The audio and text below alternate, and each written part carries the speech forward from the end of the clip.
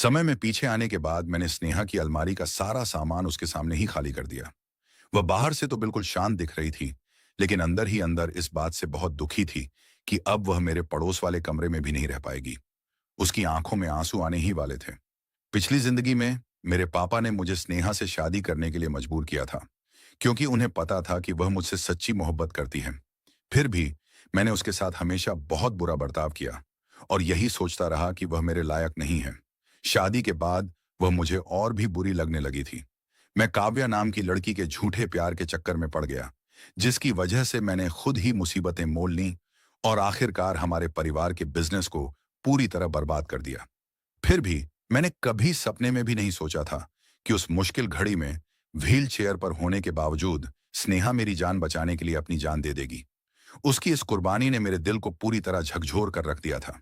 इसीलिए जब भगवान ने मुझे दूसरा मौका दिया है, तो मैंने कसम खाई कि इस नई जिंदगी में मैं उससे सच्चे दिल से प्यार करूंगा और यह पक्का करूंगा कि उसे कभी भी वैसी असुरक्षा और दर्द महसूस न हो जैसा पिछली जिंदगी में हुआ था। इन ख्यालों में खोया हुआ था कि तभी मैं होश में आया और देखा कि स्नेहा मुझे ही एकटक घूर रही थी। मैंने उससे थोड़े कड़क लहजे में कहा, क्या देख रही हो? क्या तुमने खुद नहीं कहा था कि तुम्हें मन लगाकर पढ़ना है? तो जाओ, जाकर पढ़ाई करो। अपनी खाली अलमारी देखकर स्नेहा की कुछ भी बोलने या पूछने की हिम्मत नहीं हुई। वह चुपचाप अपनी व्हील चेयर घुमाकर वहां से चली गई। उसे एक आम सी बात कहकर भेजने के बाद मैंने उसके सारे कपड़े और बाकी सामान अपने कमरे में शिफ्ट कर लिया। मैं उसके चेहरे के भावों के बारे में सोचने लगा कि जब उसे पता चलेगा कि अब से वह मेरे ही कमरे में सोएगी, तो क्या वह तब भी इतनी शांत और गंभीर रह पाएगी? कमरे को थोड़ा ठीक ठाक करने के बाद मैंने लंच बॉक्स उठाया और पापा के ऑफिस खाना पहुंचाने के लिए निकल पड़ा। जैसे ही मैं ऑफिस के केबिन के पास पहुंचा, मैंने पापा को किसी पर बुरी तरह चिल्लाते हुए सुना, मैंने तुम्हें बहुत पहले ही मना किया था कि यह प्रोजेक्ट मत लो, पर तुमने मेरी एक न मानी। अब जब पैसों की किल्लत हो रही है, तब समझ आ रहा है। मेरे पास अभी इतना कैश नहीं है। क्या तुम मुझ पर फालतू का दबाव डाल रहे हो? सामने से मेरे मामा जी गिड़गिड़ाते हुए बोले, जीजा जी, आप मुझे इस मोड़ पर ऐसे बेसहारा नहीं छोड़ सकते। मेरी बहन इस दुनिया में नहीं है। अब आप ही मेरे इकलौते जीजा जी और सहारा बचे हैं। अगर आपने मेरी मदद नहीं की और कर्जदार मेरे घर आ गए, तो मेरे पास बिल्डिंग से कूदने के अलावा कोई रास्ता नहीं बचेगा। यह सुनकर मुझे अपनी पिछली जिंदगी की सारी बातें याद आ गईं। पिछली बार मेरे मामा का बिजनेस पूरी तरह डूबने वाला था और उन्हें बहुत सारे पैसों की जरूरत थी। उस समय पापा ने साफ कह दिया था कि उनके पास कैश की कमी है, लेकिन मामा जी ने मेरे पास आकर मदद मांगी थी। उनका कहना था कि पापा जानबूझकर लोन नहीं दे रहे हैं और पुराने रिश्तों की कोई परवाह नहीं कर रहे हैं। उन्होंने मुझ पर इमोशनल प्रेशर डाला था कि मैं पापा को पैसे देने के लिए मजबूर करूं, और मैंने अपनी बेवकूफ़ी में वही किया, जिसकी वजह से बाद में हमारे बिजनेस का परफॉर्मेंस बहुत नीचे गिर गया। उस दौरान पापा बहुत परेशान और थके हुए रहने लगे थे, यहाँ तक कि ऑफिस में दिन रात काम करने की वजह से वह एक दिन बेहोश भी हो गए थे। दूसरी तरफ मेरे मामा के परिवार ने हमारे पैसों का इस्तेमाल करके बहुत मुनाफा कमाया और अपना खुद का एक बड़ा बिजनेस खड़ा कर लिया। वे लोग इतने मतलबी थे कि जब भी उन्हें मेरी जरूरत होती, तो मेरी सौतेली माँ को आगे कर देते, और जैसे ही उनका काम निकल जाता, मुझे दूध में से मक्खी की तरह बाहर फेंक देते। मुझे याद है जब पापा बहुत बीमार पड़े थे और मैंने मामा जी से मदद मांगी थी, तो उन्होंने गरीबी का बहाना बनाकर मुझे भगा दिया था और मैं अपनी नादानी में उनकी झूठी बातों को सच मान बैठा था। बाद में मुझे समझ आया कि उन्होंने हमारे ही बिजनेस की जड़ों को खोखला करके खुद को बड़ा बनाया था। ये सब सोचते हुए मैं जानबूझकर ऑफिस के बाहर ही रुका रहा, और जब मामा जी वहां से चले गए, तभी मैं केबिन के अंदर गया। मैंने मुस्कुराते हुए कहा, पापा, आप ऐसे उदास होकर ठंडी सांसें क्यों भर रहे हैं? अचानक आपका यहाँ आना कैसे हुआ? पापा ने चौंक कर पूछा। मैंने कहा, आप भी कैसी बातें कर रहे हैं पापा? मुझे पता था कि आप काम के चक्कर में ठीक से खाना नहीं खा रहे होंगे, इसलिए मैं खुद आपके लिए घर का बना खाना लेकर आया हूँ। वैसे मैं बिना किसी काम के कभी ऑफिस नहीं आता था, इसलिए मुझे इस तरह सामने बैठा देखकर पापा को थोड़ी हैरानी और बेचैनी होने लगी। उन्होंने पूछा, बेटा, तुम मुझे इस तरह क्यों देख रहे हो? मैंने कहा, आप पहले जल्दी से खाना खाइए। पापा ने लंच बॉक्स खोलते हुए पूछा, विवेक, तुम अचानक मेरे लिए खाना क्यों लाए? क्या तुम्हारे मामा ने तुमसे कुछ कहा है? मैंने अनजान बनते हुए कहा, क्या? क्या मामा जी को मुझसे कोई बात करनी थी? मुझे तो इस बारे में कोई अंदाजा नहीं है। उन्होंने मुझे फोन भी नहीं किया। पापा ने राहत की सांस लेते हुए कहा, ओहो, अच्छा, तब तो ठीक है। लेकिन असल में एक बात है। खैर, कोई बड़ी बात नहीं है। मुझे बस एक बहुत ही काबिल और टैलेंटेड इंसान मिला है। अगर उसे हम अपनी टीम में शामिल नहीं करेंगे तो ये हमारे लिए नुकसान की बात होगी। इसलिए मैं खास तौर पर आपको ये बताने आया हूं। पापा ने हंसते हुए कहा, तुमने तो मुझे डरा ही दिया था। मुझे लगा कोई गंभीर बात हो गई है। ठीक है, जब तुम्हें सही समय लगे उसे कंपनी में बुला लेना। मैंने कहा, थैंक्स पापा। आप देखना, लोगों को परखने में मेरी नजर वाकई बहुत अच्छी है। पापा ने ताना मारते हुए कहा, अच्छी नजर? तुम्हारी हिम्मत कैसे हुई ये कहने की? मुझे जरा बताओ, स्नेहा में आखिर क्या कमी है?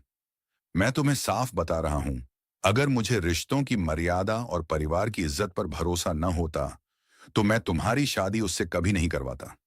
तुम्हारी पुरानी हरकतों को देखकर तो मुझे अब पछतावा हो रहा है। मैंने तुरंत कहा, पापा, स्नेहा हर तरह से बहुत अच्छी है। पहले मेरी ही गलती थी जो मैं उसे समझ नहीं पाया, लेकिन अब मुझे सब साफ साफ दिखाई दे रहा है। इसी बीच जब मैं पापा को खाना देने ऑफिस गया हुआ था, तब घर पर स्नेहा अपने चेहरे पर वही गंभीर और बेपरवाह भाव लिए अपनी व्हीलचेयर को घुमाते हुए विला के खाली कमरों में उस नए कमरे को ढूंढने लगी जो मैंने उसके लिए तैयार करने की बात कही थी। उसने पूरे घर में हर जगह ढूंढा, लेकिन उसे अपने कपड़े और सामान कहीं नहीं मिले। वह आखिरकार अपने पुराने कमरे में वापस लौट आई और सोचने लगी कि आखिर मैं उसे किस कमरे में भेजने का इरादा रखता हूं। तभी उसे बाहर गाड़ी की आवाज सुनाई दी। उसने एक पल में ही पहचान लिया कि यह मेरी ही कार है। वह जल्दी से खिड़की के पास गई, इस उम्मीद में कि शायद वह मुझे देख सके। घर वापस आने के बाद मैं लंच बॉक्स लेकर सीधे किचन में गया। मेरी सौतेली माँ ने कहा, विवेक बेटा, इसे वहीं छोड़ दो, मैं इसे धो दूंगी, तुम अपने हाथ गंदे मत करो। मैंने मुस्कुराते हुए मना कर दिया और कहा, कोई बात नहीं माँ, बस एक ही तो लंच बॉक्स है। आपके हाथ भी बहुत कीमती हैं, मुझे पता है। इसके बाद मैं मन ही मन सोचने लगा कि घर के काम के लिए एक अच्छी हाउसकीपर रख लेता हूं, ताकि माँ को इतनी मेहनत ना करनी पड़े, और उन्हें थोड़ा रिलैक्स कराने के लिए कभी ब्यूटी पार्लर भी ले जाऊंगा। पिछली जिंदगी में मैं स्नेहा और उसकी माँ से बहुत नफरत करता था। हालांकि क्योंकि मेरे पापा ने स्नेहा की माँ से दूसरी शादी की थी, इसलिए मैं उन्हें बस घर से बाहर नहीं निकाल सकता था। नतीजा यह हुआ कि मैं उसके साथ बहुत बुरा बर्ताव करता था, उस पर हुक्म चलाता था और उसे एक नौकर से ज्यादा कुछ नहीं समझता था। अब पीछे मुड़कर देखता हूं तो लगता है कि पापा बिल्कुल सही कहते थे। बचपन से ही बहुत ज्यादा लाड प्यार मिलने की वजह से मैं एक अच्छा इंसान कहलाने के लायक भी नहीं था। शुक्र है भगवान का कि उन्होंने मुझे दूसरा मौका दिया, ताकि मैं वर्तमान में वापस आकर अपनी सारी पुरानी गलतियों को सुधार सकूं। जब मैंने माँ से अपनी इन योजनाओं के बारे में बात की, तो वह बस धीरे से मुस्कुरा दी और उन्होंने मेरी बात को ज्यादा गंभीरता से नहीं लिया। यह देखकर मैंने भी ज्यादा जोर नहीं दिया। लंच बॉक्स धोने के बाद मैं सामान ठीक करने अपने कमरे में चला गया। फिर मुझे याद आया कि मैंने सिर्फ 3 दिन की छुट्टी ली है और जल्द ही मुझे कॉलेज लौटना होगा। इसलिए मैंने जल्दी से अपनी किताबें निकाली ताकि पढ़ाई कर सकूं। समय में पीछे आने के बाद मैंने पक्का इरादा कर लिया था कि मैं फाइनेंस की इतनी अच्छी जानकारी हासिल करूंगा कि कोई भी मुझे दोबारा धोखा ना दे सके। पिछली जिंदगी में मैं बहुत नासमझ था। मैंने काव्या के साथ विदेश जाने की जिद पकड़ी थी और उसके साथ रहने के लिए अपना सब्जेक्ट बदलकर इंफॉर्मेशन टेक्नोलॉजी रख लिया था। भारत लौटने के बाद मैंने उसकी कंपनी के लिए नया सॉफ्टवेयर बनाने में दिन रात एक कर दिया था। लेकिन उस धोखेबाज लड़की ने पलटकर हमारे पूरे बिजनेस का सारा पैसा हड़प लिया। उधर ऊपर कमरे में जब मैं अंदर चला गया और वह मुझे खिड़की से नहीं देख पाई, तो स्नेहा सिर झुकाए वहीं बैठी रही। वह सोच रही थी कि नीचे आए या नहीं। आखिरकार उसने यह देखने के लिए कि मैं क्या कर रहा हूं, पानी पीने का बहाना बनाया। हालांकि व्हीलचेयर से नीचे आने और एक गिलास पानी भरने के बाद उसने इधर उधर देखा, लेकिन मैं उसे कहीं नहीं मिला। वो सोचने लगी कि क्या मैं पहले ही अपने कमरे में वापस चला गया हूं। इतनी जल्दी कैसे? यह सोचकर स्नेहा को थोड़ी निराशा हुई। उसने चुपचाप पानी खत्म किया, गिलास धोया और फिर धीरे धीरे अपनी व्हील चेयर से ऊपर चली गई। तभी माँ वहां आई और बोली, तुम पानी के लिए नीचे क्यों आई? क्या मैं तुम्हारे लिए ऊपर पानी नहीं लाई थी? मुझे अच्छी तरह याद है कि जब मैं पानी लाई थी तो मैंने तुम्हें बताया था। क्या तुमने वह पूरा बड़ा जग खत्म कर दिया? स्नेहा एक पल के लिए रुकी और फिर अपनी व्हील चेयर आगे बढ़ाते हुए बोली, मैं मैं भूल गई थी। जब स्नेहा अपने कमरे में लौटी और मेज पर पानी का भरा हुआ जग देखा, तब उसे अपनी भूल का एहसास हुआ और उसने शर्म के मारे अपने दोनों कान ढक लिए। वह शर्म से लाल हो रही थी, लेकिन इससे पहले कि वह खुद को संभाल पाती, उसे दरवाजे पर आहट सुनाई दी। अगले ही पल मैंने दरवाजा खोला और किताबों के ढेर में कुछ खोजने लगा। तभी मैंने पीछे मुड़कर देखा कि स्नेहा मुझे ही एक तक घूर रही थी। इसलिए मैंने शरारत से अपना चेहरा उसके चेहरे के बहुत करीब कर लिया और पूछ, तुम क्या देख रही हो? क्या मेरे चेहरे पर कुछ लिखा है? अचानक मेरे चेहरे को अपने इतने करीब देखकर स्नेहा हैरानी से ठिठक गई। कुछ ही सेकंड में मुझे महसूस हुआ कि उसकी धड़कनें तेज हो गई हैं और वह साफ तौर पर घबरा रही थी। मैंने साफ देखा कि स्नेहा के कान एकदम लाल हो चुके थे। मैंने तुरंत उसे चिढ़ाते हुए कहा, स्नेहा, तुम्हारे कान इतने लाल क्यों हो रहे हैं? यह कहते हुए मैंने प्यार से उसके कान को छूने के लिए हाथ बढ़ाया। घबराकर स्नेहा ने बिना सोचे समझे मेरा हाथ पकड़ लिया। लेकिन जैसे ही उसे एहसास हुआ कि वह मेरा हाथ छू रही है, उसने घबराहट में उसे झटके से छोड़ दिया। मुझे हैरान देखकर वह और डर गई और अपना सिर झुकाकर झिझकते हुए माफी मांगने लगी। विवेक, मुझे मुझे माफ कर दो। मेरा तुम्हें ऐसे छूने का कोई इरादा नहीं था। मैंने मुस्कुराते हुए कहा, अरे, मैं नाराज नहीं हूं। तुम किस बात के लिए माफी मांग रही हो? यह सुनकर स्नेहा ने तुरंत ऊपर देखा, लेकिन कुछ नहीं बोली। उलझन में मैंने उसके चेहरे के सामने अपना हाथ हिलाया और पूछा, तुम कुछ क्यों नहीं कह रही हो? स्नेहा जैसे अपनी सोच से बाहर आई और जल्दी से अपना हाथ पीछे खींच लिया। मुझे उसके इस रिएक्शन से बिल्कुल बुरा नहीं लगा, बल्कि मैंने आगे झुककर उसके माथे पर धीरे से चूम लिया। मैंने कहा, अगर तुम इस बारे में बात नहीं करना चाहती तो कोई बात नहीं, लेकिन अब से जब भी तुम्हारा मन करे तुम मुझे छू सकती हो। मैं तुम्हें पूरी इजाजत देता हूं। थोड़ी देर की इस प्यारी सी बातचीत के बाद मैंने अपनी किताब उठाई और वहां से अपने कमरे में चला गया। रात के खाने के समय छोटी पीहू अपने छोटे छोटे पैरों से दौड़ती हुई आई और जोर से चिल्लाई, भैया, रात का खाना तैयार है। उसकी आवाज सुनकर मैंने दरवाजा खोला, उसे अपनी गोद में उठाया और स्नेहा को बुलाने के लिए उसके कमरे में गया। लेकिन जब मैंने दरवाजा खोला तो देखा कि वह ठीक उसी तरह गुमसुम बैठी थी जैसे दोपहर में मेरे जाने के समय बैठी थी। मैंने मन ही मन सोचा, क्या मेरे माथे पर चूमने से यह अभी तक होश खोए बैठी है? मैंने शरारत से अपने हाथ से पीहू की आंखें ढकियों नीचे झुककर स्नेहा के गाल पर फिर से चूमा और उसे देखकर मुस्कुराया। मैंने पूछा, क्या तुम होश में आ गई हो? खाना खाने का समय हो गया है।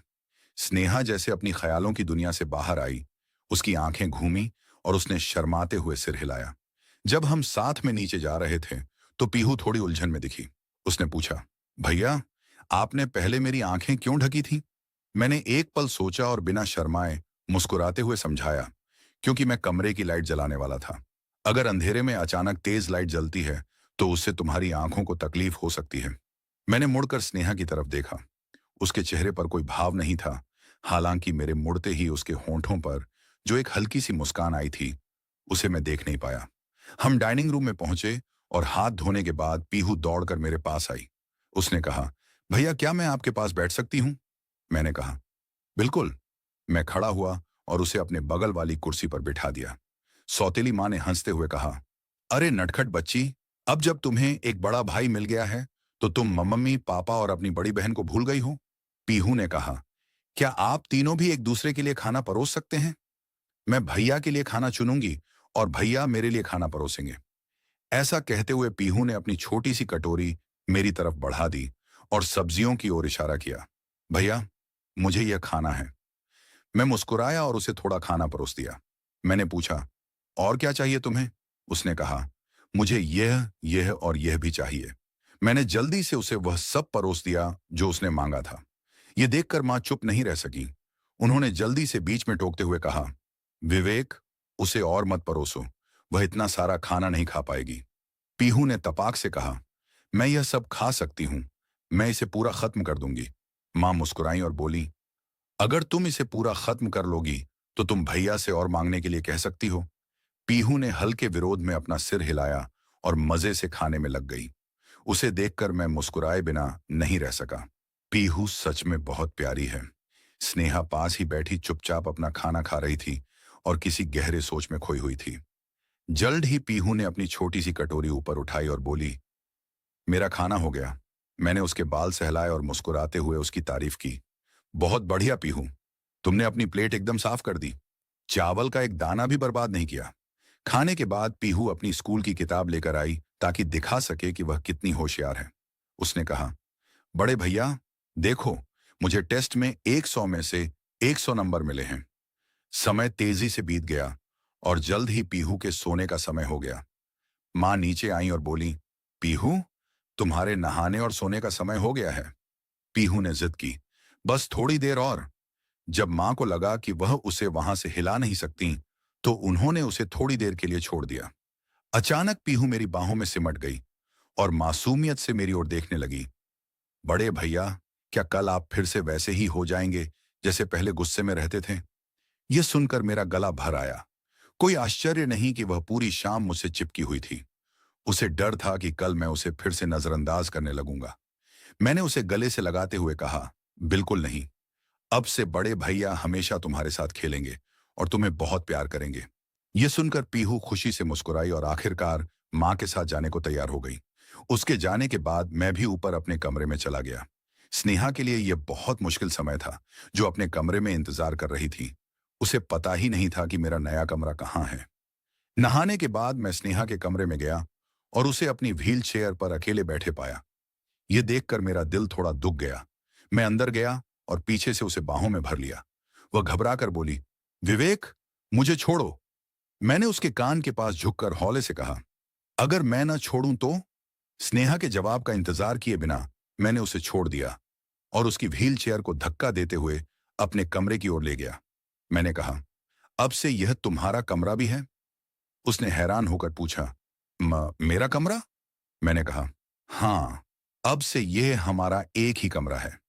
यह कहने के बाद मैं उसे बाथरूम में ले गया ताकि वह फ्रेश हो सके। उसे अंदर भेजने के बाद मुझे अचानक एक अजीब सा उत्साह महसूस हुआ। फिर भी मेरा मन थोड़ा बेचैन था। अपनी पिछली जिंदगी में काव्या और मैंने बस एक दूसरे का हाथ ही पकड़ा था। मुझे लगता था कि वह ऐसा इसलिए करती है क्योंकि वह हमारे रिश्ते की इज्जत करती है।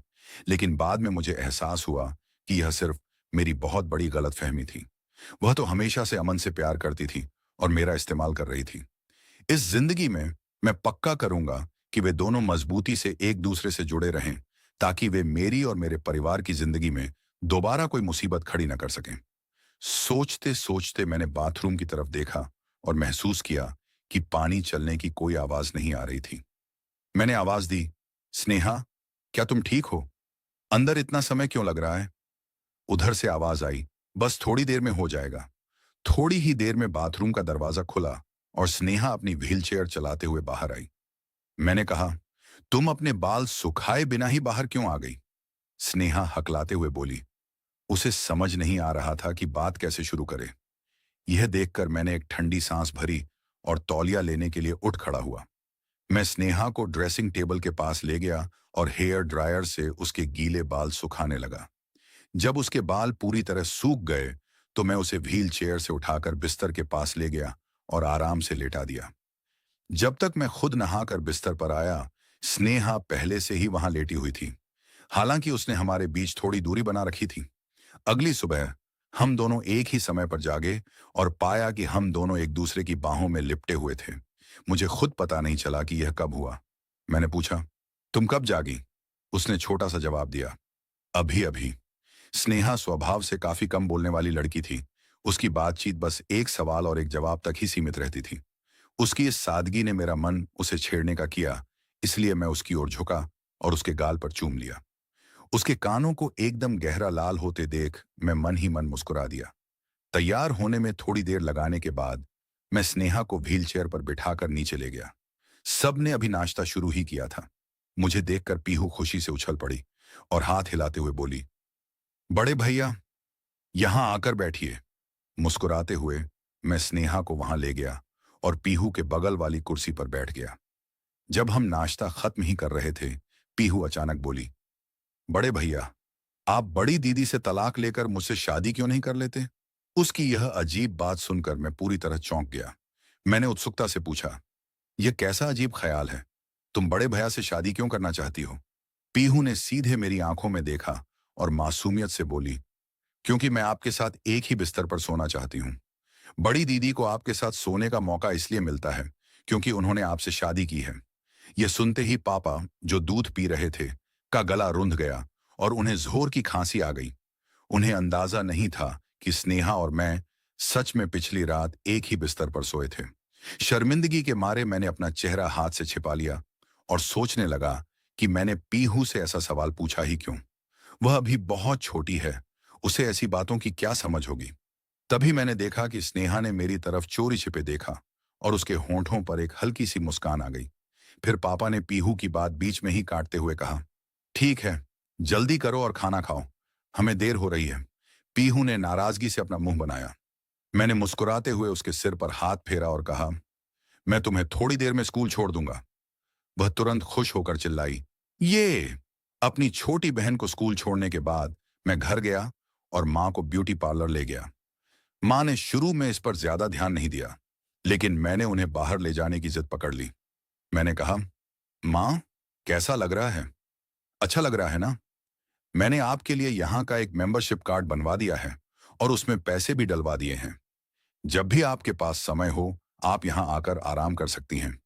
उन्होंने कहा, मुझ पर इस तरह पैसे बर्बाद मत करो बेटा, मैं अब बूढ़ी हो गई हूँ, मुझे ऐसी चीजों की कोई जरूरत नहीं है। उन्होंने ये शब्द तो कहे, लेकिन मैं साफ देख सकता था कि अंदर ही अंदर वह बहुत खुश थी। उसके बाद मैं एक मसाज चेयर पर बैठ गया। माँ का इंतजार करते हुए मुझे बहुत सुकून महसूस हो रहा था। दोबारा जिंदगी मिलना सच में बहुत शानदार एहसास है। इस बार मैं अपनी जिंदगी का पूरा मजा लूंगा, मतलबी और बेकार लोगों से दूर रहूंगा, अपने परिवार की रक्षा करूंगा और फिर अपना बदला पूरा करूंगा। उधर शहर की एक नामी दुकान में अमन उस धोखेबाज काव्या को मनाने की कोशिश कर रहा था। काव्या, तुम मेरे परिवार की हालत अच्छे से जानती हो। मेरे पापा का बिजनेस पूरी तरह से मेरे अंकल पर निर्भर है। विवेक तुम्हें बहुत पसंद करता है। क्या तुम उसे अपने जाल में फंसाकर संभालने में मेरी मदद कर सकती हो? अगर वह नाराज हो गया और उसने अपने पापा से मेरे बारे में कुछ उल्टा सीधा कह दिया, तो मेरे पापा का बिजनेस पूरी तरह बर्बाद हो जाएगा।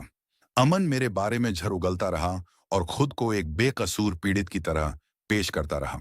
काव्या उसकी चिकनी चुपड़ी बातों में आ गई। उसे अमन के लिए तरस आने लगा, जबकि मेरे लिए उसके मन में सिर्फ नफरत भर गई। उसने प्यार भरी नजरों से अमन का हाथ पकड़ा और बोली, ठीक है, मैं तुम्हारी आखिरी बार मदद करूंगी। मैं विवेक से मिलूंगी, लेकिन उसे भाव नहीं दूंगी। तुम तो जानते ही हो कि मेरे दिल में सिर्फ तुम बसे हो। अमन ने झूठी खुशी का दिखावा करते हुए कहा, काव्या, तुम्हारा बहुत बहुत शुक्रिया। काव्या को अपने झांसे में लेने के बाद उसने उसके फोन से मुझे एक मैसेज भेजा, विवेक, चलो शनिवार को मिलते हैं। उस समय मैं किचन में माँ की मदद कर रहा था और अपना फोन लिविंग रूम की टेबल पर ही भूल गया था। तभी मेरे फोन की स्क्रीन चमकी और मैसेज टोन बजी। स्नेहा ने लापरवाही से उस पर नजर डाली। काव्या का मैसेज देखते ही उसका चेहरा तुरंत उतर गया और वह उदास हो गई। मैं डाइनिंग टेबल पर खाना लगा रहा था और स्नेहा को रात के खाने के लिए बुलाने लिविंग रूम में आया। मैंने उसकी व्हीलचेयर को धक्का देने के लिए हाथ बढ़ाया, लेकिन उसने मुझे रोकते हुए रूखेपन से कहा, मुझे धक्का मत दो, मैं खुद चली जाऊंगी। मुझे लगा कि शायद उसका आत्मसम्मान जाग गया है, इसलिए मैंने उसे छोड़ दिया। हालांकि मैं चुपचाप उसके पीछे पीछे डाइनिंग टेबल तक आया। माँ ने खुशी खुशी उस सब्जी की तारीफ की जो मैंने बनाई थी। विवेक ने आज पहली बार खाना बनाया है। मैंने उम्मीद भरी नजरों से स्नेहा की ओर देखा। यह मेरी पहली कोशिश थी। भले ही माँ ने मेरी मदद की थी, लेकिन मुझे डर था कि स्वाद अच्छा न हुआ तो वह जबरदस्ती से खाएगी। स्नेहा ने एक शब्द भी नहीं कहा। उसने बस अपनी चम्मच उठाई। सिर्फ एक निवाला लेते ही मैंने उसकी आंखों में एक चमक देखी, जिसे वह पूरी तरह छिपा नहीं पाई। देखते ही देखते उसने पूरी प्लेट साफ कर दी। ये देखकर मुझे बेहद खुशी हुई। ऐसा लगा कि मैं सच में एक अच्छा शेफ बन गया हूं। खाने के बाद माँ ने मुझे किचन से बाहर भेज दिया, इसलिए मैं स्नेहा के साथ ऊपर चला गया। मैं अपने कमरे में आ गया, जबकि स्नेहा अपने पुराने कमरे में लौट गई। पहले तो मैंने इस पर ज्यादा ध्यान नहीं दिया। मुझे लगा कि शायद वह पढ़ाई करने गई है, लेकिन जैसे ही मैंने अपने फोन पर काव्या का मैसेज देखा, मैं तुरंत पूरी बात समझ गया। स्नेहा ने वह मैसेज देख लिया था और स्थिति को पूरी तरह गलत समझ बैठी थी। मैं बेचैनी महसूस करते हुए बिस्तर पर बैठ गया। उसे जलन हो रही थी और मुझे उसे मनाना ही था। मैंने उसके कमरे का दरवाजा खोला और सच में स्नेहा पढ़ाई नहीं कर रही थी। वह अपने डेस्क पर बैठी गहरी सोच में डूबी हुई थी। मैं सीधे उसके पास गया और उसे व्हील चेयर सहित उठाकर हमारे कमरे में ले आया। कमरे में आते ही स्नेहा उदास आवाज में बोली, मुझे कुछ जरूरी काम करने हैं, तुम मुझे यहां क्यों खींच लाए? उसे मना करने का कोई मौका दिए बिना मैंने उसे उठाकर प्यार से बिस्तर पर लिटा दिया और कहा, तुम्हें जो भी काम करना है वह बाद में हो सकता है, अभी सोने का समय है। उसने जिद की, मुझे नींद नहीं आ रही, मैं नहीं सोना चाहती। स्नेहा ने बिस्तर से उठने की कोशिश की, लेकिन तब तक बहुत देर हो चुकी थी। मैंने मुस्कुराते हुए कहा, मैं तुम्हें जाने नहीं दूंगा। मुझे बहुत तेज नींद आ रही है और मैं अपनी प्यारी बीवी के बिना नहीं सो सकता। आओ, चुपचाप मेरे पास सो जाओ। जब उसने कोई जवाब नहीं दिया तो मैंने उसे 2-3 बार और प्यार से पुकारा। वह हैरान होकर मुझे देखती रही। मैंने मुस्कुराकर उसे अपनी बाहों में समेट लिया और सो गया। अगली सुबह मैंने उससे सीधे पूछा, क्या तुमने कल मेरे फोन पर आया वो मैसेज देखा था? स्नेहा ने नजरें चुराते हुए साफ इनकार कर दिया। ना नहीं, मैंने कुछ नहीं देखा। लेकिन मैंने तुरंत उसकी चोरी पकड़ ली और कहा, तुम झूठ बोल रही हो, मेरी आंखों में देखकर कहो। स्नेहा ने बेबसी से एक ठंडी सांस भरी और सच कबूल कर लिया। मैंने बस एक नजर डाली थी और कुछ शब्द पढ़ लिए थे, और जैसा मैंने सोचा था शायद वैसा ही है। मैंने अपना फोन निकाला और मुस्कुराते हुए कहा, तो तुम इसी बात को लेकर परेशान थी? स्नेहा ने मुझे गुस्से से घूरा। मैं उसकी इस प्यारी सी जलन को देखकर मुस्कुराया, फिर गंभीरता से उसकी आंखों में देखते हुए कहा, चिंता मत करो स्नेहा, मेरे दिल में यानी विवेक के दिल में सिर्फ और सिर्फ तुम हो। उसी रात मेरे मामा जी सोफे पर बैठे जोर जोर से ठंडी सांसें भर रहे थे। मैं क्या करूं? मेरे जीजा जी ने अब मेरी मदद करने से बिल्कुल मना कर दिया है। इससे तो अच्छा है कि मैं किसी बिल्डिंग से कूद कर जान दे दूं, ताकि तुम सब भी मेरी वजह से मुसीबत में न पड़ो। मामी जी गुस्से में खड़ी हो गईं और अपनी कमर पर हाथ रखकर बोलीं, बिल्डिंग से कूदना, इससे क्या हल निकलेगा? हमारी सारी जमा पूंजी तो पहले ही खत्म हो चुकी है। क्या तुम्हें लगता है कि हम हवा खाकर जिंदा रहेंगे? मुझे उम्मीद थी कि तुम कोई बड़ा धमाका करोगे, पर जरा सी मुश्किल आते ही खुदकुशी की बातें करने लगते हो। तुम्हें अपना दिमाग इस्तेमाल करने की जरूरत है। मामा जी तुरंत खुश होकर खड़े हो गए और उनका हाथ पकड़कर बोले, भाग्यवान, क्या तुम्हारे पास कोई जबरदस्त प्लान है? मुझे बताओ, मुझे क्या करना है? मामी जी ने अपनी भौहें ऊपर उठाईं और कुटिलता से मुस्कुराते हुए बोली, तुम भी कितने नासमझ हो। तुम पैसे उधार इसलिए नहीं ले पाए क्योंकि वह तुम्हारे जीजा हैं। करीबी परिवार और दूर के लोगों में फर्क होता है। लेकिन अगर यही पैसे खुद विवेक मांगेगा तो बात कुछ और होगी।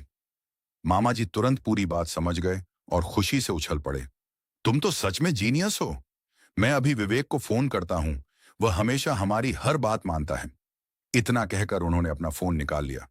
दूसरी तरफ अमन काव्या को खुश करने के चक्कर में लगा हुआ था। वह उसे शॉपिंग कराने और फिल्म दिखाने ले गया और फिर उसे उसके घर के गेट तक छोड़ने आया। काव्या ने मुड़कर अमन की तरफ देखा और बोली, अमन, मेरे साथ फिल्म देखने के लिए बहुत बहुत शुक्रिया। अमन ने प्यार भरी नजरों का नाटक करते हुए कहा, मुझे भी फिल्म बहुत पसंद आई, हालांकि उसके अंत से मैं खुश नहीं हूं। हीरो ने अपने पहले प्यार को खो दिया। ये बहुत दुख की बात है। काव्या के चेहरे पर भी अफसोस साफ दिख रहा था। यह वाकई बहुत दुखद था और गुस्सा दिलाने वाला भी। अगर मैं कभी किसी रिश्ते में रहूंगी तो मैं आखिरी सांस तक वफादार रहूंगी।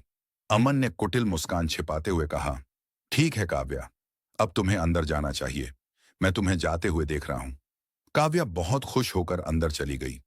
जैसे ही वह आंखों से ओझल हुई, अमन के चेहरे का रंग बदल गया और वह गंभीर हो गया। उसने मन ही मन सोचा, बस कुछ दिन और सब्र करना है। एक बार जब विवेक और काव्या दोनों विदेश चले जाएंगे तो स्नेहा और उसकी सारी जायदाद मेरी हो जाएगी। उधर हमारे बेडरूम में स्नेहा ने पीछे से मुझे अपनी बाहों में भर लिया और बहुत ही मासूम आवाज में शिकायत करते हुए पूछा, विवेक, सोते समय तुम मुझे अपनी बाहों में क्यों नहीं ले रहे हो?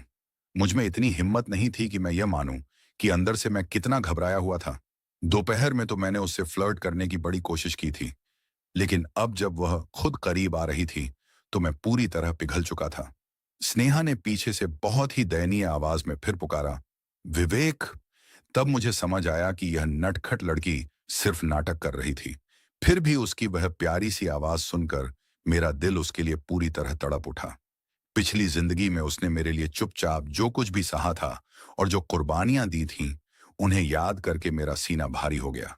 मैंने सोचा, उस समय उसने कितनी गहरी निराशा और अकेलापन महसूस किया होगा। कोई आश्चर्य नहीं कि बाद में उसके पैरों की हालत और ज्यादा बिगड़ गई थी, क्योंकि उसने अपना इलाज करवाना ही छोड़ दिया था। अब पीछे मुड़कर देखता हूं तो लगता है कि उसने सिर्फ इलाज ही नहीं छोड़ा था, उसने तो जीने की उम्मीद ही छोड़ दी थी। ये सोचते ही मैं खुद को रोक नहीं पाया। मैं तुरंत पीछे मुड़ा और स्नेहा को कसकर अपनी बाहों में भींच लिया। मैंने उसकी आंखों में देखते हुए कहा, स्नेहा, भविष्य में चाहे जो भी हो जाए, तुम्हें कभी भी अपनी जिंदगी से हार नहीं माननी है। मुझे तुम हर हाल में मुस्कुराती हुई चाहिए। मुझसे वादा करो कि तुम हमेशा मेरे साथ रहोगी। और स्नेहा ने भी मुस्कुराते हुए हामी भर दी। वह बाहर से बिल्कुल बेपरवाह दिख रही थी। स्नेहा ने मुझसे कहा कि अगर तुम मुझे प्यार से किस करोगे, तभी मैं तुम्हारी बात मानूंगी। स्नेहा के चेहरे पर कोई अजीब भाव न देखकर मैंने बिना किसी हिचकिचाहट के आगे बढ़कर उसे अपनी बाहों में गले लगा लिया और उसके होंठों पर चूम लिया। वह एक पल के लिए चौंक गई, लेकिन अगले ही पल उसने खुद पहल की और उस किस को और भी गहरा कर दिया। मेरा भी उसका विरोध करने का कोई मन नहीं था, इसलिए मैंने उसे अपनी मर्जी करने दी। थोड़ी देर बाद स्नेहा ने धीरे से मेरे कान में फुसफुसाकर कहा, मुझे तुम्हारी बहुत शिद्दत से चाहत है। अगर तुम मुझसे दूर गए तो मैं पागल हो जाऊंगी और पता नहीं तब मैं क्या कर बैठूंगी। उसकी बात सुनकर मैं चौंक गया। मुझे अचानक एहसास हुआ कि स्नेहा वाकई सीरियस थी और वह सच में कोई पागलपन भरा कदम उठा सकती थी। यह सोचकर मैं अनजाने में ही सिहर उठा, लेकिन तुरंत मुझे अपनी इस घबराहट पर पछतावा भी हुआ। मेरी यह स्वाभाविक प्रतिक्रिया बिल्कुल गलत समय पर सामने आई थी और स्नेहा इसका गलत मतलब निकाल सकती थी। मैंने जल्दी से उसे फिर से गले लगाया और उसकी आंखों में गंभीरता से देखते हुए कहा, स्नेहा, हम हमेशा साथ रहेंगे और पूरी जिंदगी एक दूसरे का साथ कभी नहीं छोड़ेंगे। मेरी बात सुनकर उसकी आंखों में गहरी भावनाओं की एक झलक दिखी और उसने हामी में सिर हिला दिया। उसने कहा, ठीक है, याद रखना तुमने आज क्या वादा किया है। उस पल मुझे जरा भी अंदाजा नहीं था कि उसके दिमाग में क्या चल रहा है। अगली सुबह जब मैं तैयार होकर नीचे आया तो छोटी पीहू ने चिंता से मेरी तरफ देखा और पूछा, बड़े भैया, आपके होंठ पर क्या हुआ है? मैंने जल्दी से अपना हाथ मुंह पर रखा और बात संभालते हुए कहा, कुछ नहीं छोटी, बस गलती से मेरा होंठ कट गया है, मुझे माफ करना। मैंने पीहू से आगे कहा, मुझे आज कॉलेज जाना है, इसलिए मैं तुम्हें स्कूल छोड़ने नहीं जा पाऊंगा। पीहू ने समझदारी दिखाते हुए कहा, कोई बात नहीं भैया, जब आपके पास खाली समय हो तब आप मुझे स्कूल ले चलना। इसी बीच स्नेहा अपनी व्हीलचेयर से नीचे आ गई थी और वह बिल्कुल शांत दिख रही थी। तभी तेज नजर वाली पीहू ने कुछ और अजीब देख लिया और चिल्लाई, अरे बड़ी दीदी, आपकी गर्दन पर क्या हुआ है? ये सुनते ही मैं बुरी तरह सकपका गया और जोर जोर से खांसने लगा। मैंने मन ही मन सोचा कि मेरी छोटी बहन सच में चौंकाने वाली बातें कहना जानती है। डाइनिंग टेबल पर खाना खा रहे पापा ने भी जब यह सुना तो उन्होंने स्नेहा की गर्दन की तरफ देखा और वे भी अजीब तरह से खांसने लगे। पीहू ने हम दोनों पर शक भरी नजर डाली और बोली, ओहो दीदी, क्या आपकी और भैया की लड़ाई हुई है? उसकी इस मासूम बात ने मुझे पूरी तरह चुप करा दिया। वैसे तो यह कोई बड़ी बात नहीं थी, लेकिन पीहू ने जिस अंदाज में कहा, उससे ऐसा लगा जैसे कुछ और ही चल रहा हो। मुझे बहुत अजीब और घबराहट महसूस हो रही थी, इसलिए डाइनिंग टेबल से जल्दी उठने के लिए मैंने तेजी से खाना शुरू कर दिया। दूसरी तरफ स्नेहा चुपचाप बैठी रही और बिल्कुल शांत और बेफिक्र दिखी। उसे देखकर मुझे लगा कि मुझ में उतनी हिम्मत नहीं थी और मुझे अभी और अभ्यास की जरूरत थी। मैं मन ही मन उसकी इस शांति की तारीफ कर रहा था। जल्दी से खाना खत्म करके मैं तुरंत अपनी किताबें लेने ऊपर भागा और कॉलेज के लिए घर से निकल गया। मेरे जाने के बाद लिविंग रूम में जब पापा काम पर जाने के लिए तैयार हो रहे थे, तब स्नेहा ने उन्हें आवाज दी और कहा, पापा, मैं विवेक के साथ अब एक अलग घर में शिफ्ट होना चाहती हूँ। पापा ने थोड़ी देर इस बारे में सोचा और पूछा, क्या तुमने पक्का सोच लिया है? स्नेहा ने गंभीरता से सिर हिलाकर कहा, हाँ पापा, हमने पहले ही एक नया घर खरीद लिया है। पापा थोड़ी देर चुप रहे, फिर उन्होंने एक ठंडी सांस ली और कहा, जब तुमने घर खरीद ही लिया है तो मुझे पूरा भरोसा है कि तुमने सब सोच समझकर ही किया होगा। ठीक है, तुम लोग अलग रह सकते हो। बस ये पक्का करना कि अपनी माँ से और मुझसे मिलने अक्सर घर आते रहोगे। स्नेहा ने सिर हिलाकर कहा, थैंक यू पापा। विवेक और मैं आपसे मिलने आते रहेंगे। पापा ने स्नेहा को गंभीर और सच्चे भाव से देखा और कहा, स्नेहा, मैंने विवेक को बहुत लाड प्यार से बिगाड़ दिया है। मुझे उम्मीद है कि तुम उसके साथ सब्र और समझदारी से पेश आओगी। स्नेहा ने मुस्कुराकर कहा, आप चिंता मत कीजिए पापा, मैं विवेक का बहुत अच्छे से ख्याल रखूंगा। यह सुनकर पापा मुस्कुराए और अपने कमरे में चले गए। उन्हें पूरा भरोसा था कि स्नेहा अपनी बात जरूर निभाएगी। उधर कॉलेज पहुंचकर मैंने एक नकली मुस्कान के साथ अपने मामा जी का फोन उठाया। फोन पर मामा जी बड़े प्यार से बोले, विवेक बेटा, तुम क्या कर रहे हो? तुम इतने समय से हमारे घर नहीं आए। क्या तुम्हें अपनी आंटी और मेरी याद नहीं आती? उनकी बातें सुनकर मुझे मन ही मन बहुत चिढ़ हुई, लेकिन मैंने जोर से मना नहीं किया और कहा, मैं अभी कॉलेज में हूं और मेरी क्लास चल रही है। ऐसा करता हूं कि आज रात के डिनर के लिए मैं आपके घर आ जाता हूं। मामा जी खुश होकर बोले, बहुत बढ़िया बेटा, तुम अपनी पढ़ाई पर ध्यान दो। मैं तुम्हें और परेशान नहीं करूंगा। फोन रखने के बाद मेरे चेहरे के भाव एकदम ठंडे पड़ गए। मैं उनके बारे में सोच ही क्यों रहा था? क्या मैं चाहता था कि वे मर जाएं? वे इतनी उत्सुकता से इसलिए फोन कर रहे थे क्योंकि उन्हें लगता था कि मेरा फायदा उठाना बहुत आसान है।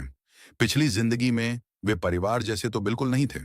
उधर मामा जी ने बड़े उत्साह के साथ फोन रखा तो मामी जी समझ गईं कि उनका शिकार जाल में फंस चुका है और अब शाम को बस एक अच्छा नाटक करना बाकी था। कॉलेज में मैंने एक व्यंग्यात्मक मुस्कान के साथ घर पर फोन लगाया। जब फोन कनेक्ट हुआ तो स्नेहा की आवाज आई। उसने पूछा, विवेक, क्या बात है? मुझे थोड़ी हैरानी हुई कि मेरे कुछ बोलने से पहले ही उसे पता चल गया था कि मैं फोन कर रहा हूं, लेकिन मैंने इस पर ज्यादा ध्यान नहीं दिया और कहा, मां से कह देना कि मैं आज रात डिनर के लिए घर नहीं आऊंगा। जैसे ही मैंने यह कहा, दूसरी तरफ एकदम सन्नाटा छा गया। मैंने माथे पर बल डालते हुए पूछा, स्नेहा, क्या तुमने मेरी बात सुनी? स्नेहा ने बस धीरे से हूं कहा और फोन रख दिया। मैं उलझन में अपना सिर खुजलाने लगा कि आखिर उसे क्या हुआ था। घर पर सौतेली मां ने किचन से बाहर आकर स्नेहा से पूछा, क्या विवेक का फोन था? उसने क्या कहा? स्नेहा ने फोन के बारे में कहा कि बस कॉलेज का कोई काम था।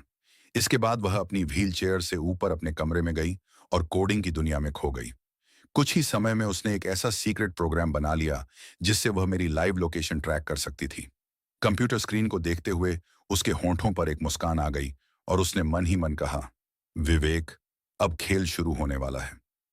उधर क्लासरूम में मुझे अचानक बिना किसी वजह के जोर की छींक आई। मुझे लगा कि शायद मुझे जुकाम हो गया है। तभी मेरे बगल में बैठी एक लड़की ने मुझे टिश्यू का एक पैकेट दिया। मैंने मुस्कुराकर उसका शुक्रिया अदा किया। वह लड़की देखने में जानी पहचानी लग रही थी, लेकिन मुझे उसका नाम याद नहीं आ रहा था। मुझे जरा भी अंदाजा नहीं था कि ठीक उसी पल किसी ने हमारी तस्वीर खींचकर कॉलेज के ऑनलाइन बुलेटिन बोर्ड पर डाल दी थी। ये बात पूरे कैंपस में आग की तरह फैल गई, लेकिन मैं इस पूरी बात से बिल्कुल अनजान था। घर पर बैठी स्नेहा चुपके से कॉलेज का बुलेटिन बोर्ड देख रही थी। जब उसने वह फोटो देखी तो तस्वीर में मेरे चेहरे की मुस्कान उसे बहुत बुरी लगी। उसने तुरंत उस लड़की की पूरी डिटेल निकाल ली। वह एक गरीब परिवार से थी, लेकिन कड़ी मेहनत करके इस बड़ी यूनिवर्सिटी में आई थी और उसकी मां घर पर बिस्तर पर बीमार पड़ी थी। स्नेहा की आंखों में एक खतरनाक भाव आया और उसने सोचा कि यह लड़की जानबूझकर मुझसे संपर्क करने की कोशिश कर रही है। इसी बीच जब मैं अपने मामा के घर जा रहा था तो मुझे अचानक याद आया कि वह लड़की कौन थी। वह दरअसल उस अकाउंटेंट की छोटी बहन थी जिसने पिछली जिंदगी में अमन और काव्या को हमारे परिवार की सारी संपत्ति हड़पने में मदद की थी। मैं उस अकाउंटेंट से अपनी पिछली जिंदगी में मिला था, जो हमेशा अपनी बहन की फोटो साथ रखता था और चीख चीख कर कहता था कि मैं ही उसकी बहन का कातिल हूं। उसका आरोप था कि मैंने अमीर होने का फायदा उठाकर उसकी बहन के बारे में ऐसी अफवाहें फैलाई कि वह तनाव बर्दाश्त नहीं कर पाई और उसने बिल्डिंग से कूदकर जान दे दी।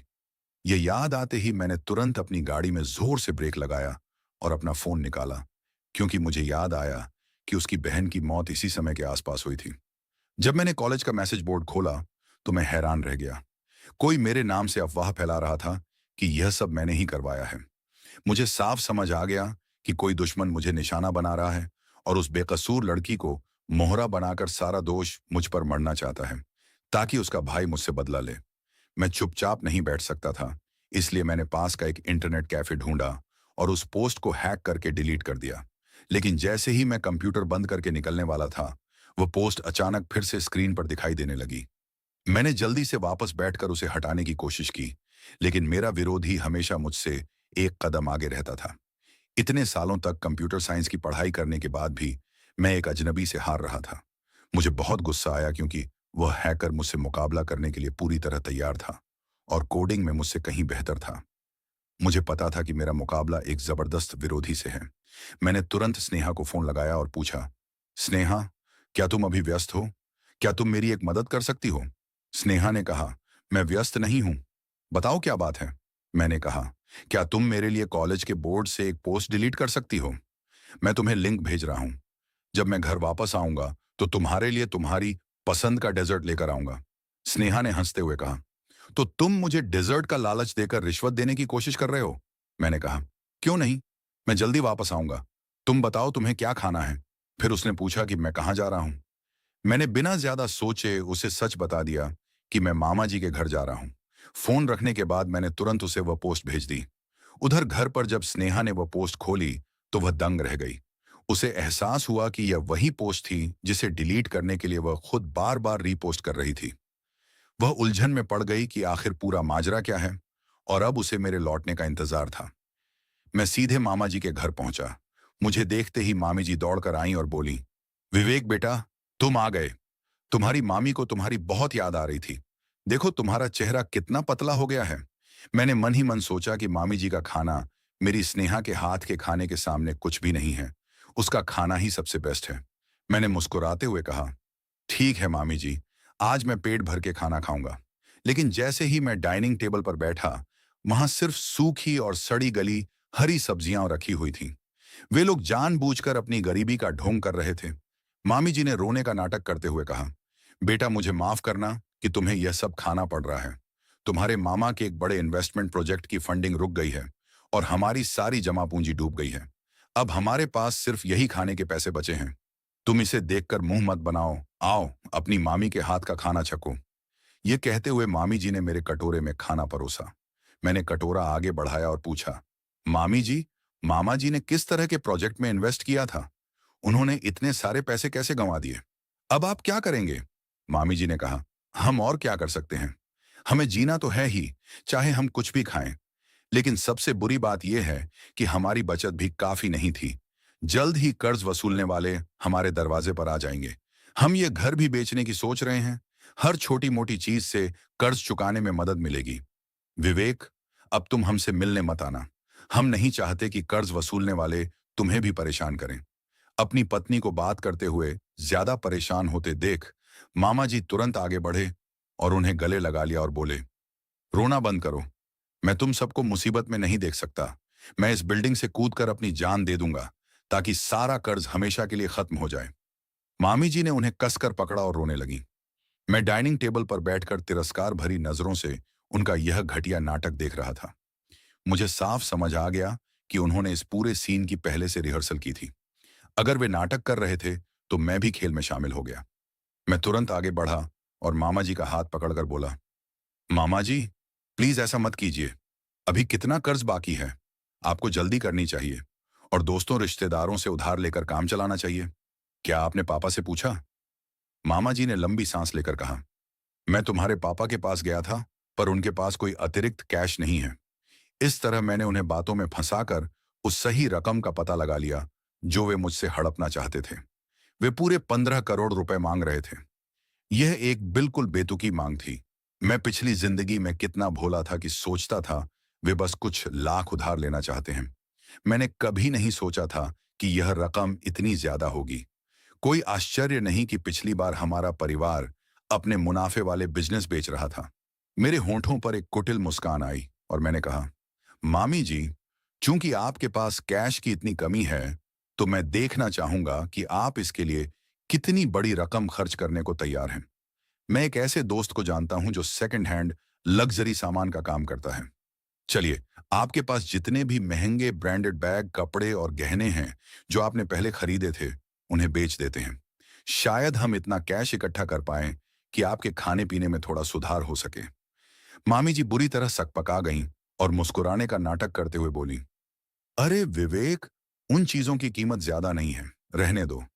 लेकिन मैंने जबरदस्ती उन्हें सामान निकालने पर मजबूर कर दिया और कहा, अरे ऐसा मत कहिए मामी जी, निश्चिंत रहिए, मेरा वह दोस्त मुझे धोखा नहीं देगा। उन्हें पक्का अच्छी कीमत मिल जाती। जो चीजें मैंने आपके और मेरे कजिन के लिए खरीदी थीं, उनकी कीमत लाखों में थी। अगर उन्हें बेचा भी जाता तो अच्छी कीमत मिल जाती। जरा देखिए आप और मामा जी कैसी जिंदगी जी रहे हैं। खाना कितना खराब है। आपको अपनी सेहत खराब नहीं करनी चाहिए। उन चीजों को बेचने का मतलब है कि हम कम से कम अच्छा खाना तो खा पाएंगे। एक बार जब मामा जी फिर से पैसे कमा लेंगे तो वे जो चाहें खरीद सकते हैं। मामी जी मुझे रोकने का मौका भी नहीं पा सकी। इससे पहले ही मैं उन्हें सामान की लिस्ट बनाने के लिए ले गया। जब मैं सामान बैग में भर रहा था तो मैंने बात की कि उन्हें कैसे और कितनी कीमत पर बेचा जा सकता है। मामी जी चुपके से चीजें वापस निकालने की कोशिश करती रहीं, लेकिन जब भी मेरा ध्यान जाता मैं उन्हें तुरंत वापस छीन लेता और कहता, मामी जी ये बहुत जरूरी समय है, हम सबको मिलकर काम करना होगा। 15 करोड़ रुपए का सवाल है। मुझे नहीं पता कि पापा कितना जुगाड़ कर पाएंगे, लेकिन मैं कुछ उधार लेने की पूरी कोशिश करूंगी। बाद में मैं अपनी कीमती चीजें भी बेच दूंगा। आइए मिलकर मामा जी की इस मुश्किल समय से निकलने में मदद करें। यह सुनकर मामी जी मन ही मन बड़बड़ाईं और फिर बिना मन के अपना हैंड बैग उस बैग में रख दिया। ये देखकर मैंने तुरंत उनकी तारीफ की कि बहुत बढ़िया मामी जी, आइए मिलकर इस पर काम करते हैं। उनका रिएक्शन देखकर मुझे मन ही मन बेहद संतुष्टि महसूस हुई। आखिर में मैं बिना खाना खाए ही 2 बड़े बैग लेकर वहां से सीधे घर के लिए निकल गया। जब मैं घर वापस आया तो स्नेहा खिड़की के पास बैठी थी और दूर से मेरी कार देखकर उसके चेहरे पर एक हल्की मुस्कान आ गई। वह अपनी व्हील चेयर से नीचे लिविंग रूम में आई और टीवी देखने का नाटक करने लगी। मैंने अंदर जाकर मुस्कुराते हुए उसके सामने डेजर्ट रखा और कहा, बीवी, मैं घर आ गया। मैं तुम्हारे लिए तुम्हारी पसंद की मिठाई लाया हूं। क्या तुम इसे चखना चाहोगी? स्नेहा ने मुस्कुराते हुए पूछा। तुम बहुत खुश लग रहे हो। इस बार तुम्हारे मामा और बाकी लोगों ने तुम्हारे लिए क्या मजेदार चीज बनाई है? मैं उसके पास बैठ गया और कहा, मैंने वहां खाना भी नहीं खाया ताकि मैं जल्दी से तुमसे मिलने वापस आ सकूं। यह सुनकर स्नेहा ने प्यार से कहा, तो तुम क्या खाना चाहते हो? मैं तुम्हारे लिए बना देती हूं। यह सुनकर मैं खड़ा हुआ और तुरंत किचन की तरफ चल दिया और कहा, तुम्हें खाना बनाने की जरूरत नहीं है, मैं किचन में कुछ झटपट खा लूंगी। जैसे ही मैं किचन में गया मैंने देखा कि स्नेहा अपनी व्हील चेयर से मेरे पीछे आ रही है। को वापस बाहर धकेल दिया। मैंने कहा, तुम यहां क्या कर रहे हो? ऊपर जाओ और मेरा इंतजार करो। कुछ खा पी कर मैं ऊपर आ जाऊंगा। चलो, मम्मी पापा की नींद खराब नहीं करते। स्नेहा ने गंभीर चेहरे से मेरी तरफ देखा और बोली, मुझे भी भूख लगी है। जब तुम घर पर नहीं होते तो मेरी भूख मर जाती है। उसे इस हालत में देखकर मुझे थोड़ी हैरानी हुई। वह काफी प्यारी लग रही थी, लेकिन चूंकि उसे भूख लगी थी इसलिए मैं सिर्फ अंडा उबालकर काम नहीं चला सकता था। मैंने किचन से बाहर झांका और कहा, मैं तुम्हारे लिए नूडल्स बना देता हूं, कितना खाओगे? स्नेहा ने सिर हिलाया और बोली, बहुत ज्यादा नहीं। देर रात ज्यादा खाने से नींद नहीं आती। उसकी बात सुनकर मैं मन ही मन हंसा। लगता था उसे असल में भूख नहीं लगी थी। उसे बस इस बात का डर था कि कहीं मैं उसका बहाना न पकड़ लूं। मैंने कहा, ठीक है, तो बस थोड़ा सा, शायद थोड़े नूडल्स और शोरबा। मैंने उसे ओके का इशारा किया और खाना बनाने में लग गया। जल्द ही नूडल्स तैयार हो गए और मैं उन्हें डाइनिंग टेबल पर ले आया। स्नेहा के कटोरे में सिर्फ एक अंडा, थोड़े से नूडल्स और आधा कटोरा शोरबा था। वह खुशी खुशी मेरे साथ खाना खाने लगी। ऊपर कमरे में पापा चुपचाप अपने कमरे में लौट आए। सौतेली माँ ने उन्हें वापस आते देखा और पूछा, नीचे कौन था? क्या वह विवेक था? पापा ने खुशी से सिर हिलाया और कहा, हाँ, नया जोड़ा नीचे देर रात का नाश्ता कर रहा है। शादी के बाद विवेक सच में समझदार हो गया है। उसे अब स्नेहा से कोई दिक्कत नहीं है। असल में उनका घर छोड़कर अलग रहना अच्छी बात है। माँ ने हैरानी से उनकी तरफ देखा और पूछा, घर छोड़कर अलग रहना? पापा ने कहा, स्नेहा ने आज सुबह मुझसे इस बारे में बात की थी। तुम चिंता मत करो, कौन जाने, हो सकता है जल्द ही हमें पोता पोती मिल जाए। यह सुनकर माँ ने और कुछ नहीं कहा। यह देखकर कि नीचे का काम लगभग निपट चुका था, स्नेहा ने मुझसे बात की, विवेक, चलो कल ही घर छोड़कर अलग रहने चलते हैं। मैंने हैरानी से उसकी तरफ देखा और पूछा, अचानक घर छोड़कर अलग क्यों? स्नेहा ने अपनी नजरें अपने हाथों पर झुकाई और बोली, मैं एक ऐसा घर चाहती हूं जो सिर्फ हम दोनों का हो। तुम्हारा क्या ख्याल है? उत्सुकता से मैंने पूछा, तो हम कहाँ जाएंगे? स्नेहा ने कहा, यहां से ज्यादा दूर नहीं, ठीक सामने, पहाड़ी के आधे रास्ते पर। मेरी आंखें फटी की फटी रह गईं और मैंने पूछा, क्या वह कोई प्राइवेट विला नहीं है? स्नेहा ने मुस्कुराते हुए ऊपर देखा और कहा, हाँ, मैंने उसे खरीद लिया है। मैंने उसे शक भरी नजरों से देखा और पूछा, तुम्हारे पास इतने पैसे कहां से आए? उसने कहा, बेशक, मैंने खुद कमाए हैं। चिंता मत करो, मेरे पास तुम्हारा ख्याल रखने के लिए काफी पैसे हैं। तभी मुझे एहसास हुआ कि मैंने स्नेहा की काबिलियत को बहुत कम आंका था।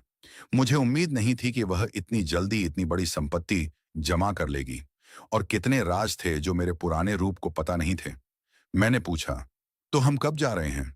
स्नेहा ने मेरा हाथ पकड़ा और बोली, कल, कैसा रहेगा? मैंने सिर हिलाया और कहा, ठीक है, वैसे भी कल दोपहर में मेरी कोई क्लास नहीं है। खुश होकर स्नेहा ने मेरे होंठों पर एक तेज और जोशीला किस किया। मैं एक पल के लिए हैरान रह गया, फिर उसे अपनी बाहों में खींच लिया और वापस किस किया। स्नेहा ने कोई विरोध नहीं किया, उसने बस अपनी आंखें बंद कर लीं। कुछ मिनट बाद मैं उसे देखकर मुस्कुराया और कहा, तुम पहले ऊपर जाओ, मैं थोड़ी देर में आती हूं। स्नेहा अपनी जगह से नहीं हिली, वह बस मुझे देखती रही जब मैं किचन में काम में लगा था। यह देखकर मैंने जल्दी से काम खत्म किया। बर्तन धोने के बाद मैं स्नेहा को ऊपर बेडरूम में ले गया। फ्रेश होने के बाद स्नेहा और मैं बिस्तर पर लेट गए। चादर के नीचे वह मेरी बाहों में सिमट गई। उसका नरम शरीर मेरे शरीर से सटा हुआ था, इसलिए मुझे नींद नहीं आ रही थी। मैंने धीरे से फुसफुसाया, स्नेहा, लेकिन उसने कोई जवाब नहीं दिया। ऐसा लग रहा था कि वह सच में सो गई है। मैंने बेबसी से आह भरी और सोचा, खैर, वह मेरी पत्नी है, मैं उसे सोने देता हूं। उधर जब अमन घर लौटा और उसने देखा कि उसकी कीमती चीजें गायब हैं, तो वह घबराकर चिल्लाया, माँ, मेरी चीजें कहाँ हैं? उसकी माँ यानी मामी जी चिढ़ते हुए पास आईं और बोली, क्यों चिल्ला रहे हो? सिर्फ तुम्हारी ही चीजें नहीं खोई हैं। अमन को लगा जैसे उसका दिमाग फट जाएगा। उसने पूछा, माँ, तुमने असल में क्या किया? फिर उसकी माँ ने उसे बताया कि क्या हुआ था। यह सुनकर अमन की आंखों में एक ठंडी मुस्कान आ गई और उसने कहा, माँ, क्यों ना मैं कल अपने फूफा जी के घर जाऊं? मामी ने कहा, ठीक है, वहां जाओ और विवेक से इस बारे में पूछो। अगली सुबह जब मैंने आंखें खोली और अपना फोन देखा, तो समय देखकर मैं तुरंत चौंक गया। अरे नहीं, मुझे देर हो जाएगी। आज की क्लास उस कड़क प्रोफेसर के साथ है। वह हर सेशन की शुरुआत में अटेंडेंस लेते हैं और फाइनल ग्रेड अटेंडेंस पर ही निर्भर करता है। मैं जल्दी से बिस्तर से उठा, फटाफट तैयार हुआ और नीचे भाग गया। मुझे देखकर पापा ने हाथ हिलाया और पूछा, तुमने अभी तक नाश्ता नहीं किया? मैंने पीछे मुड़कर देखे बिना कहा, छोड़ो भी पापा, समय नहीं है। पापा ने सिर हिलाया और मुस्कुराए और बोले, आजकल यह बच्चा स्कूल जाने के लिए कितना उत्साहित रहता है। डाइनिंग टेबल पर बैठी स्नेहा ने देखा कि मैं आजकल अपनी पढ़ाई को लेकर कितनी समर्पित हूं, जिससे उसे बहुत उत्साह महसूस हुआ और उसने मन ही मन सोचा, क्या ऐसा हो सकता है कि अब विवेक विदेश नहीं जाना चाहता? खाना खाने के बाद स्नेहा अपने कमरे में गई और मेरे कॉलेज का सर्विलांस फुटेज देखने लगी। स्क्रीन पर उसने देखा कि मैं आखिरकार घंटी बजने से ठीक पहले क्लासरूम में पहुंच तो गया हूं, लेकिन तभी मुझे एहसास हुआ कि मैं अपनी अगली क्लास की टेक्स्ट बुक घर पर ही भूल गया हूं। सोचने के बाद मैंने अपने एक जूनियर स्टूडेंट से संपर्क किया, जिसकी उस समय कोई क्लास नहीं थी, और उससे कहा कि वह मेरे घर से किताब ले आए। फिर मैंने स्नेहा को मैसेज किया और उसे किताब दरवाजे के बाहर रखने को कहा। घर पर, हालांकि स्नेहा को अजनबियों से मिलना जुलना पसंद नहीं था, लेकिन उसने उसे मेरा दोस्त समझा और खुद दरवाजा खोलकर उसका स्वागत करने गई। हालांकि आंगन के गेट के बाहर एक लड़की को खड़ा देखकर उसका बाहर जाकर स्वागत करने का मन अचानक बदल गया और उसने सोचा, ये कोई लड़की क्यों है? विवेक का उससे क्या रिश्ता है? वह जूनियर स्टूडेंट, जिसे हालात का पता नहीं था, बस गेट के हैंडल पर रखी किताब उठाकर चला गया। ऊपर अपने कमरे में लौटकर स्नेहा अपनी व्हील चेयर पर चुपचाप बैठी रही और उसके दिमाग में कई तरह के शक और विचार चलने लगे। इस बीच स्कूल में मुझे जरा भी अंदाजा नहीं था कि स्नेहा घर पर कॉलेज का ऑनलाइन बुलेटिन बोर्ड देख रही थी और मेरे बारे में हर अपडेट पर नजर रख रही थी। सुबह की भागदौड़ के बाद क्लास खत्म होते ही मैं तेजी से घर पहुंचा। जब मैं पहुंचा तो सौतेली माँ ने दोपहर का खाना तैयार कर लिया था। खाना खाने के बाद मैंने स्नेहा की व्हील चेयर घुमाई और पूछा, स्नेहा, क्या मेरे बाहर रहने के दौरान तुमने अपना सामान व्यवस्थित कर लिया? व्हील चेयर पर बैठे हुए उसने जवाब दिया, नहीं, मैं भी आज सुबह काफी व्यस्त थी। हम थोड़ी देर में सब कुछ छांट कर पैक कर सकते हैं। मैंने कहा, ठीक है, मुझे इसमें तुम्हारी मदद चाहिए होगी। मेरे पास काफी सामान है। हम पहले उसे छांटेंगे, फिर धीरे धीरे उसे दूसरी जगह ले जाएंगे। स्नेहा ने मुस्कुराते हुए सिर हिलाया और बोली, ठीक है, चलो मिलकर करते हैं। हमने काम बांट ली और एक टीम की तरह काम किया और जल्दी ही सब कुछ पैक कर लिया। उस दोपहर हमारा सामान ले जाने के लिए मूवर्स आ गए, जबकि मैं स्नेहा को हमारे नए घर ले गया। जब हम विला के प्रवेश द्वार पर पहुंचे तो हाउसकीपर ललिता जी मुस्कुराते हुए हमारा स्वागत करने के लिए बाहर आईं और बोली, नमस्ते सर एंड मैडम। सर शब्द सुनकर मैं थोड़ा हैरान रह गया और सोचने लगा कि इस संबोधन से मुझे घर के मुखिया जैसा महसूस हो रहा है। स्नेहा ने पूछा, क्या हुआ? क्या आपको यह संबोधन पसंद नहीं आया? मैंने जल्दी से हाथ हिलाया और कहा, नहीं, बस मुझे अभी इसकी आदत नहीं है। स्नेहा ने कहा, चिंता ना करें, समय के साथ आपको इसकी आदत हो जाएगी। ये हाउसकीपर ललिता जी हैं, ये हमारी रोजमर्रा की जरूरतों और खाने पीने का ध्यान रखेंगी। मैंने कहा, नमस्ते ललिता जी, हमें आपकी मदद की जरूरत होगी। उन्होंने कहा, इसमें कोई परेशानी नहीं है सर, ये मेरा काम है। सर और मैडम, कृपया बैठें और थोड़ी देर आराम करें जब तक मैं सामान ऊपर भिजवाती हूँ। इतना कहकर ललिता जी ने सामान ले जाने वालों को हमारा सामान मास्टर बेडरूम में ले जाने का निर्देश दिया। मुस्कुराते हुए मैं स्नेहा को व्हील चेयर पर बिठाकर लिविंग रूम के सोफे तक ले गया और मजाक में कहा, आइए बैठिए मैडम, घर में आपका स्वागत है। हमने एक दूसरे को देखकर मुस्कुराया और फिर वह मेरी बाहों में सिमट गई और ध्यान से मेरे चेहरे को देखने लगी और बोली, विवेक, तुमने वादा किया था कि हम तलाक नहीं लेंगे। जब तक तुम मुझे नहीं छोड़ोगे, मैं तुम्हारे साथ हमेशा बहुत अच्छा बर्ताव करूंगा, सच में। मैंने हंसते हुए कहा, अब तुम क्या क्या सोच रही हो? अब से ये हमारा अपना घर है, मैं तुम्हें छोड़कर और कहाँ जाऊंगा? उसने कहा, अच्छा। जल्द ही हमने अपना सामान मास्टर बेडरूम में रख दिया। मैंने जैसे ही कमरे का दरवाजा खोला, मैं हैरान रह गया कि घर का पूरा लेआउट और सजावट बिल्कुल हमारे पुराने घर के कमरे जैसी ही थी। स्नेहा मेरे पास आई और उम्मीद भरी नजरों से मेरी ओर देखते हुए पूछा, तुम्हें कैसा लगा? क्या तुम्हें यह पसंद आया? मैंने उसे बाहों में भींच लिया और कहा, मुझे यह बहुत पसंद आया स्नेहा। मुझे एहसास हुआ है कि तुमसे शादी करना मेरी जिंदगी का सबसे बड़ा आशीर्वाद है। तुम दुनिया की सबसे खूबसूरत और अद्भुत महिला हो। तुम्हारे मुकाबले कभी कभी मुझे लगता है कि मैं तुम्हारे लायक भी नहीं हूं। स्नेहा ने मेरी छाती पर सिर रखकर कहा, नहीं विवेक, मेरे लिए तुम ही इस दुनिया के सबसे कीमती इंसान हो। ओके,